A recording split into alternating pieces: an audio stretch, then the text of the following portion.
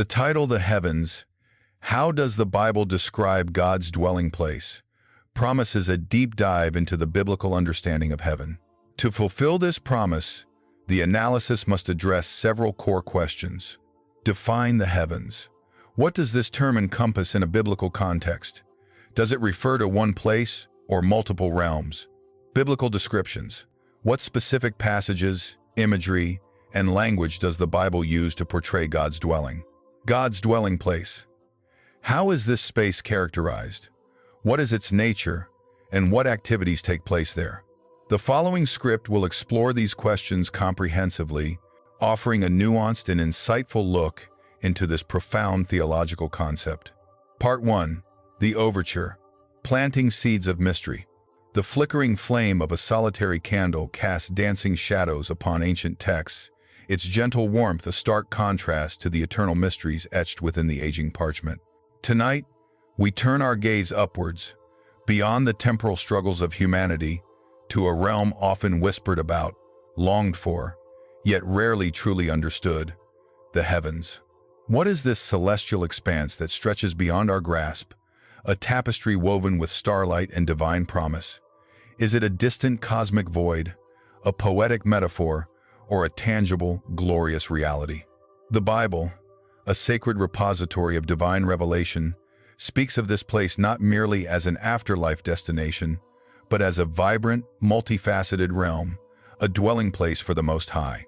Join us as we pull back the veil of modern assumptions and journey through the sacred scriptures to uncover how the inspired authors truly envisioned God's eternal home. Part 2. The Journey of Deep Discovery. A. The historical and cultural context. A multi-layered cosmos. To truly grasp the biblical understanding of the heavens, we must first step back into the ancient Near Eastern worldview, a cosmology far richer and more layered than our modern scientific perspective. For the ancient Israelites, the universe was not a single, undifferentiated space, but a structured cosmos, often conceived of in multiple tiers. This understanding permeates the biblical narrative, where heaven's shamayim in Hebrew, is almost always plural, suggesting not one singular heaven but a series of elevated realms. The first heaven was understood to be the sky above us, the realm of birds and clouds, the firmament, Genesis 1:6-8. Then, beyond this visible canopy, lay the second heaven, the space inhabited by the stars, the moon, and the planets, the celestial bodies that mark time and seasons. And finally, beyond even these cosmic wonders, existed the third heaven, the highest, most sacred realm, the very dwelling place of God Himself. This tripartite understanding, while not explicitly detailed in every verse, provides a crucial framework for interpreting the various biblical references to heaven and the heavens. It highlights a worldview that integrated the visible and the invisible, the earthly and the divine, into a cohesive, albeit layered, whole. B. Decoding the Scripture, unveiling God's habitation. The Scriptures offer tantalizing glimpses into this sublime realm, painting a picture that is both consistent and awe-inspiring. One of the most foundational descriptions comes from Psalm 11:4. The Lord is in His holy temple. The Lord's throne is in heaven. This verse immediately establishes heaven as God's throne room, a place of supreme authority and divine sovereignty. The imagery of a temple further reinforces its sacredness, echoing the earthly temple as a microcosm of the divine dwelling. It is a place of governance, where God executes His righteous judgment and oversees all creation. Isaiah 6:1-3 provides a breathtaking vision. In the year that King Uzziah died, I saw the Lord sitting upon a throne, high and lifted up, and the train of His robe filled the temple. Above Him stood the seraphim, and one called to another and said, Holy, holy, holy is the Lord of hosts. The whole earth is full of His glory. This passage is perhaps one of the most vivid depictions of God's presence in the heavenly temple. We see Him enthroned, surrounded by exalted angelic beings proclaiming His absolute holiness. The sheer scale and brilliance described here suggest a space of immeasurable glory and profound reverence, a stark contrast to human earthly experience. The New Testament, particularly the epistles and Revelation, expands upon these Old Testament foundations. 2 Corinthians 12:2-4 is pivotal, as Paul speaks of a man, widely believed to be himself, who was caught up to the third heaven, into paradise, and heard things that cannot be told, which man may not utter. This direct reference to the third heaven explicitly supports the multi-layered cosmology and identifies it with paradise, a term often associated with a restored, Edenic state of blessedness. The ineffable nature of what was seen and heard emphasizes its transcendence, a reality beyond human descriptive capacity. Furthermore, Revelation 4 and 5 offer an extended, symbolic vision of the heavenly throne room. Here, John sees a throne standing in heaven, with one seated on the throne. Around the throne were 24 elders seated, clothed in white garments with golden crowns. And before the throne burned 7 torches of fire, which are the 7 spirits of God. And before the throne there was, as it were, a sea of glass, like crystal. This vision is rich with symbolism, the elders representing redeemed humanity, the sea of glass symbolizing purity and holiness, the flashes of lightning and peals of thunder evoking God's power. It depicts heaven not as static, but as a vibrant, worshipful center, constantly filled with adoration and the unfolding of divine plans. It is a place of ceaseless praise, divine order, and intense, luminous beauty. C. The hidden theological meaning, more than just a destination. Beyond its physical descriptions, the biblical portrayal of the heavens carries profound theological weight. Firstly, it underscores God's transcendence, his absolute otherness and superiority to all creation. While God is immanent and present with his people, his dwelling in the highest heavens signifies his supreme position, his unapproachable glory, and his complete authority over all things. Heaven is the space where divine will is perfectly executed, where holiness reigns supreme, and where sin cannot penetrate.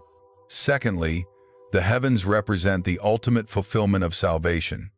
For believers, entering heaven means entering God's direct presence, a return to perfect communion that was lost in Eden.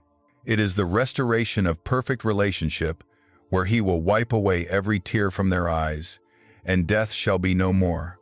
Neither shall there be mourning, nor crying, nor pain anymore, for the former things have passed away. Revelation 21:4. Heaven is the promise of eternal peace, joy, and fellowship with God, a consummation of all his redemptive work. Thirdly, it highlights the active nature of the divine realm. Heaven is not merely a passive resting place. It is a center of divine activity. Angels serve and worship, decrees are issued, and Christ himself intercedes for his people at the right hand of the Father. Hebrews 7:25.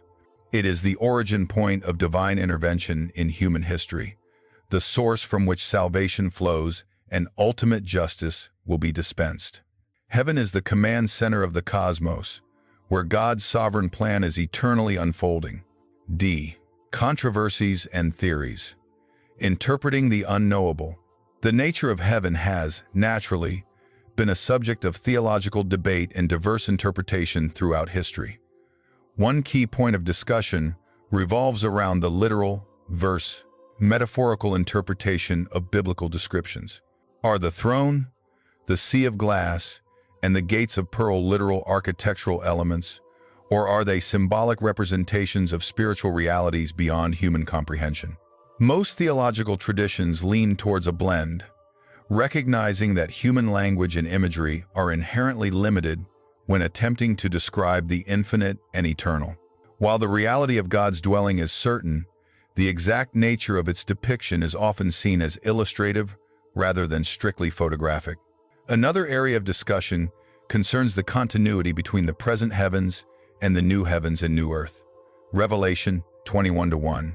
Some scholars propose that the current heaven, where God presently dwells, will merge with or transform into the renewed creation, bringing God's immediate presence down to a glorified earth.